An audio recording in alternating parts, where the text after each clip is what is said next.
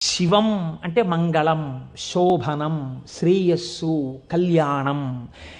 ఏ శుభము నీకు కావాలన్నా శివానుగ్రహముగానే వస్తుంది. శివానుగ్రహము కలిగితే నీ ఇంట సర్వమంగళములు జరుగుతాయి.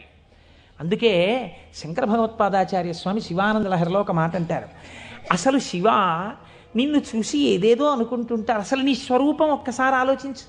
కరస్తే హేమాద్రౌ గిరిశ నికటస్తే ధనపతౌ గృహస్థే స్వర్భూజామరసురభి చింతామణిగణే శిరస్థే సీతాంశౌ చరణయుగళస్తే అఖిల శుభౌ కమర్థం దాస్యేహం భవతు భవదర్థం మమ మనః అంటారు.